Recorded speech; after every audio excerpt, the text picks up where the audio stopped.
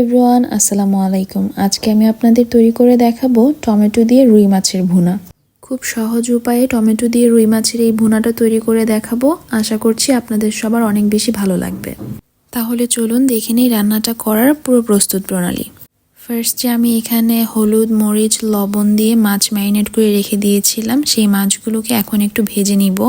চুলার আঁচটা মিডিয়ামে রেখে মাছগুলোকে ভেজে নিতে হবে। মাছগুলোকে এখানে খুব বেশি ভেজে নেওয়ার দরকার নেই। যখন হালকা একটা বাদামি রং চলে আসবে সেই পর্যায়ে মাছগুলোকে উঠিয়ে নিব।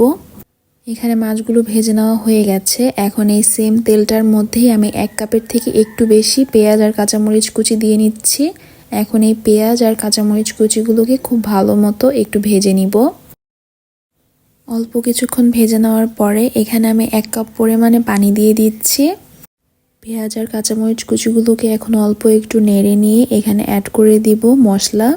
মশলার জন্য এখানে আমি 1 টেবিল চা চামচ পরিমাণে লবণ ব্যবহার করেছি।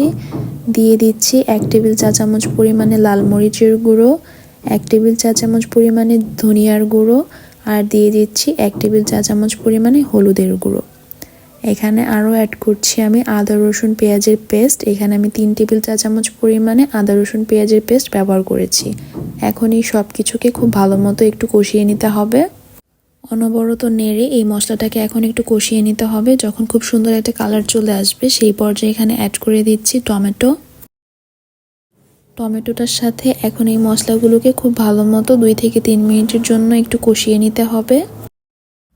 টমেটোটা ভালো করে কষিয়ে নেওয়া হয়ে গেলে এখানে আমি অ্যাড করব 2 কাপ পরিমাণে পানি। টমেটো দিয়ে যেহেতু রুই মাছের ভুনা করব, এর জন্য এখানে আমি খুব বেশি পানি অ্যাড করব না। এখন এটা ওয়েট করব বলক ওঠা পর্যন্ত। বলকটা উঠে গেলে এখানে ভেজে রাখা মাছগুলো অ্যাড করে দিচ্ছি।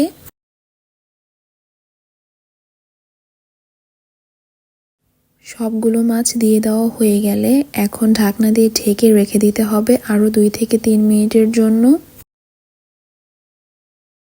দিয়ে দিচ্ছি আগে থেকে কেটে ধুয়ে রাখা ধনিয়া পাতা কুচি। যদি ধনিয়া পাতাটা থাকে তাহলে অবশ্যই ইউজ করবেন, এতে টেস্টটা অনেক বেশি ভালো আসে। এখন এখানে দিয়ে দিচ্ছি জিরার গুঁড়ো।